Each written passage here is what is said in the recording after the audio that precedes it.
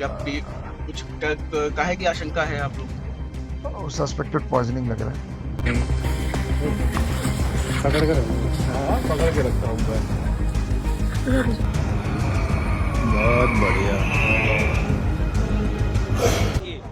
जो कानूनी और जो कानून कहता है और जो परिवार के लोग कहेंगे उस हिसाब से हम लोग मानेंगे बात। अखिलेश यादव के सौतेले भाई प्रतीक यादव की मौत, क्या ये सिर्फ एक आकस्मिक मौत है या कोई बड़ी साजिश है जो रची गई है? अपर्णा यादव इस दौरान कहां थी? अखिलेश यादव सबसे पहले परिवार की तरफ से अस्पताल पहुंचे और अखिलेश ने ऐसा क्या कह दिया जिसके बाद ये खबर, ये मौत एक नॉर्मल मौत नहीं रही और पुलिस ने आखिर क्यों सील किया प्रतीक का कमरा? नमस्कार, मेरा नाम है गौरव पाल, आप देख रहे हैं गौरव का चश्मा। आज सुबह 6 बजे के आसपास अखिलेश यादव के छोटे भाई प्रतीक यादव की मौत की खबर आई। लखनऊ के सिविल अस्पताल में प्रतीक यादव को मृत घोषित कर दिया, लेकिन प्रतीक यादव के दोस्तों ने कुछ ऐसा कहा और उसके बाद डॉक्टर्स ने कुछ ऐसा कहा, उसके बाद अखिलेश ने कुछ ऐसा कहा कि मामला पूरा पलट गया है दोस्तों। जी हाँ दोस्तों, शुरुआत से बात करते हैं। सुबह लगभग 5:55 के आसपास प्रतीक यादव जो थे वो लखनऊ के सिविल अस्पताल पहुंचे। सिविल अस्पताल के निदेशक डॉक्टर गुप्ता ने बताया कि लगभग 5 बजे के आसपास उनका प्रतीक का जो ड्राइवर था वो सिविल अस्पताल पहुंचा, जहां से डॉक्टरों की एक टीम प्रतीक यादव के घर गई। वहां से डॉक्टर्स ने उनको मृत पाया, लेकिन उनको अस्पताल लेकर आया गया। अस्पताल जब प्रतीक यादव को लेकर आया गया तो प्रतीक यादव के साथ लगभग उनके 20 से 22 दोस्त थे। बताया गया कि प्रतीक यादव रसोई में मृत पड़े हुए मिले। डॉक्टर गुप्ता को लगा कि इस पूरे मामले में पॉइजनिंग की गई है। अच्छा, वहाँ पे सारे इंफॉर्मेशन कर दिया है। अच्छा, जब भी कुछ काहे की आशंका है आप लोगों को? सस्पेक्टेड पॉइजनिंग लग रहा है। सस्पेक्टेड पॉइजनिंग, ठीक है। कितने अरे बजे? वो करीबन 5:30 बजे के आसपास उनके ड्राइवर आए थे, जी है ना? जी। जहर खाया गया है, या तो खुद खाया गया है या किसी और ने दिया है। शुरुआती दौर पर सिविल अस्पताल के निदेशक डॉक्टर गुप्ता ने यह बात कही, जिसके बाद बॉडी को पोस्टमार्टम के लिए भेज दिया गया। हालांकि डॉक्टर गुप्ता ने कहा कि शुरुआती तौर पर यह बात कही गई है, अब असल चीज तो पीएम की रिपोर्ट आने पर पता लगेगी। ऐसे में बड़ा सवाल अपर्णा यादव पर भी उठ रहा है कि अपर्णा यादव इस समय कहां थी? अपर्णा यादव असम में बीजेपी के नए मुख्यमंत्री के शपथ के कार्यक्रम में पहुंची हुई थी। अखिलेश यादव अपने भाई प्रतीक यादव की डेड बॉडी लेने उनके पोस्टमार्टम पर लखनऊ KGMU पहुंचे। वहां पहुंचकर अखिलेश यादव ने जो कहा, मैंने प्रतीक को बचपन से देखा है, मैंने प्रतीक को बचपन से देखा है। आज हमारे बीच नहीं है, बहुत दुख है।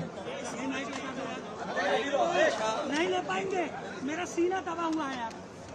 नौजवान इसलिए था कि बचपन से ही उसे स्वास्थ्य के प्रति, अपने हेल्थ के प्रति और वो कुछ जीवन में आगे बढ़ कर के काम करना चाहता था। एक बहुत अच्छा लड़का जो अपने मेहनत से कुछ करना चाहता था। बहुत दुखद है वो आज हमारे बीच नहीं है। अखिलेश जी, लास्ट टाइम आपकी बात कब हुई थी? होनी चाहिए, जांच होनी चाहिए। स्वाभाविक है कि जो कानूनी और जो कानून कहता है और जो परिवार के लोग कहेंगे उस हिसाब से हम लोग मानेंगे बात। अखिलेश जी, आखिरी टाइम आपकी बात कब हुई थी? लास्ट टाइम बात कब हुई थी आपकी? ये तारीख तो नहीं बता सकता हूँ मैं, लेकिन कुछ दिन पहले मेरी मुलाकात हुई थी, लगभग 2 महीने पहले। उस समय भी मैंने यही कहा था कि अपने स्वास्थ्य का ध्यान रखिए और अपने कारोबार को आगे बढ़ाइए। कभी कभी फाइनेंशियल या कुछ क्यों मार रहे हो यार? जो कारोबार में जो नुकसान होता है उससे कई बार लोग बहुत दुखी हो जाते हैं, वो हमारे बीच नहीं है। जो कानूनी रास्ता है वो हम लोग अपनाएंगे। उन्होंने कहा कि प्रतीक बचपन से ही कुछ करना चाहते थे, कुछ बड़ा नाम बनाना चाहते थे। मैं प्रतीक को बचपन से जानता हूं, बहुत अच्छे व्यक्ति थे और अभी मैं हाल ही में कुछ दिनों पहले उनसे मिला था। मैंने कहा था स्वास्थ्य का ध्यान रखो, लेकिन अखिलेश यादव ने एक बात ऐसी यहां पर कह दी जिसमें उन्होंने कारोबारी नुकसान और पारिवारिक कलह होने की बात कही।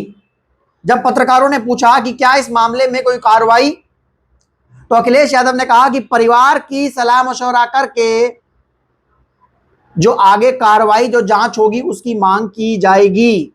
तो बड़ी चीज यहां से निकल कर आई, कारोबारी नुकसान और पारिवारिक कलह। जी हां दोस्तों, अगर कारोबारी की बात करें, कारोबार की, तो प्रतीक यादव एक रियल एस्टेट कारोबारी थे और एक बड़े रियल एस्टेट कारोबारी थे भाई। मुख्यमंत्री अखिलेश यादव के भाई मुलायम सिंह यादव के बेटे छोटे रहे हैं, तो छोटे मोटे रियल एस्टेट कारोबारी के तो होंगे नहीं, बहुत बड़े रियल एस्टेट कारोबारी थे और साथ ही एक फिटनेस फ्रीक थे। उनके जिम भी थे, उनको स्पोर्ट्स कार्स का शौक था, वो जिम जाया करते थे, बॉडी बनाने का शौक था, जानवरों को पालने का शौक था। कुत्तों के लिए उन्होंने एक संस्था बनाई हुई थी और जानवरों के लिए वो निरंतर आवाज उठाया करते थे। कारोबार में नुकसान की बात अखिलेश यादव ने कही कि कारोबारी नुकसान। अब बड़ी बात यह है कि कारोबार में ऐसा क्या नुकसान हुआ प्रतीक यादव को कि इतना बड़ा कुछ हो गया। या फिर दूसरी बात, पारिवारिक कलह, सबसे बड़ा सवाल इसी पर उठ रहा है। क्या प्रतीक यादव के परिवार में कुछ भी ठीक नहीं था? क्या अपर्णा यादव के साथ उनकी बन नहीं रही थी? जनवरी 2026 में अपर्णा यादव को लेकर प्रतीक यादव ने एक पोस्ट किया था जिसमें उन्होंने अपर्णा यादव से तलाक लेने की बात कही और कहा कि इस औरत ने मेरा परिवार और मेरे रिश्ते सब खराब करके रख दिए हैं। जिसके बाद प्रतीक यादव ने एक वीडियो डाला और कहा कि हम दोनों के बीच अब सुलह हो गई है, हम दोनों के बीच लड़ाई झगड़ा हुआ था लेकिन अब हम दोनों के बीच सुलह हो गई है। बात की जाए प्रतीक यादव की पत्नी अपर्णा यादव की, तो अपर्णा यादव इस दौरान असम में थी, वो असम से वापस आ रही हैं। लेकिन बड़ा सवाल यह है दोस्तों कि प्रतीक यादव ने कभी भी अपने भाई अखिलेश यादव के खिलाफ कोई राजनीतिक टिप्पणी नहीं की, ना ही वो कभी किसी पार्टी के मंच पर नजर आए, ना ही उन्होंने कभी सार्वजनिक तौर पर कुछ भी बात अपने भाई अखिलेश यादव के खिलाफ नहीं कही, भले ही वो सौतेले भाई क्यों ना हो। अपर्णा यादव अखिलेश यादव के खिलाफ खुलकर बोलती थी, अपर्णा यादव अखिलेश यादव के खिलाफ कैंपेनिंग करती थी। अपर्णा यादव ने तो यहां तक कि महिला आरक्षण बिल का जब विरोध किया समाजवादी पार्टी ने, तो अपर्णा यादव ने मुलायम सिंह यादव का फोटो लगे समाजवादी पार्टी के झंडे को जला दिया।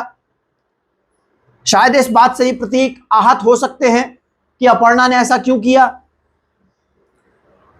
बताते हैं कि प्रतीक यादव अखिलेश यादव की बहुत इज्जत किया करते थे। हाल ही में जब कुछ समय पहले प्रतीक यादव अखिलेश यादव से मिले तो प्रतीक यादव ने सैफई में एक शादी में अखिलेश यादव के पैर छूकर आशीर्वाद लिया और उनको बड़े भाई की तरह मानते थे। और अखिलेश यादव की बातचीत से भी ऐसा ही लगा कि अखिलेश यादव के लिए प्रतीक यादव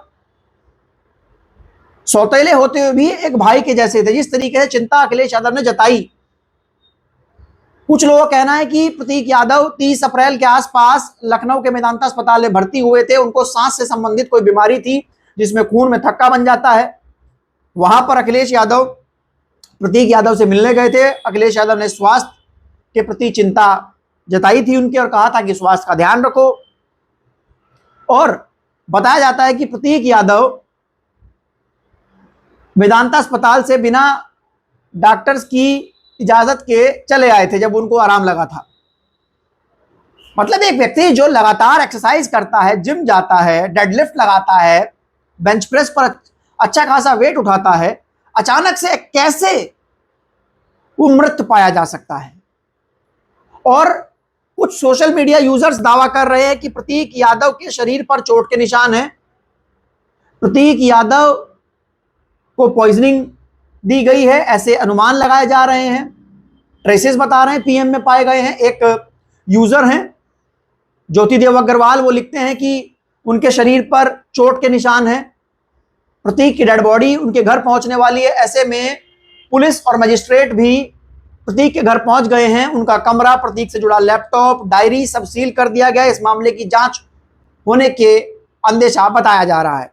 सवाल यहां पर कुछ लोग अपर्णा यादव पर भी उठा रहे हैं कि अपर्णा यादव, अगर प्रतीक असल में बीमार थे, 30 अप्रैल को वो हॉस्पिटल से आए थे, तो अपर्णा यादव असम क्या करने गई थी? उनको अपने पति के पास रहना चाहिए जब उनकी तबीयत इतनी खराब थी। कुछ लोगों ने यह भी कहा कि अपर्णा यादव की राजनीतिक महत्वाकांक्षा और मुलायम सिंह यादव के परिवार में अखिलेश यादव के सामने प्रतीक यादव के रिश्ते में एक असमंजस पैदा कर दिया। अपर्णा यादव को राजनीतिक महत्वाकांक्षा थी, प्रतीक यादव को नहीं थी। प्रतीक यादव चाहते भी नहीं थे राजनीति में आना, लेकिन अपर्णा को थी, और इस वजह से शायद अखिलेश यादव और प्रतीक यादव के रिश्ते भी खराब हुए हों। ये बात प्रतीक यादव को पसंद ना आई हो कि अपर्णा मेरे भाई के खिलाफ इस तरीके से बयानबाजी करती हैं, जबकि समाजवादी पार्टी ने 2017 में अपर्णा यादव को चुनाव लड़ाया था लखनऊ कैंट से। तो बार बार यही कहा जाता है कि प्रतीक यादव जो थे वो व्यक्ति बहुत बेहतरीन थे, लेकिन पारिवारिक कलह के चलते क्या उनके साथ ये घटना हुई, खुद उन्होंने सुसाइड किया या किसी और ने उनको जहर दिया या फिर बीमारी से उनकी मौत हुई, तो जांच ही बताएगी। लेकिन जो भी एंगल इस समय उठ रहे हैं मैंने आपके सामने रखने की कोशिश की। आपको क्या लगता है इस पूरे मामले में? क्या ये एक आकस्मिक मौत है, एक मौत हुई है बीमारी से, या फिर इसके पीछे कोई बड़ी साजिश है? आप लोग अपनी राय कमेंट सेक्शन में लिखकर बता सकते हैं। तब तक के लिए चलते हैं, धन्यवाद, नमस्कार।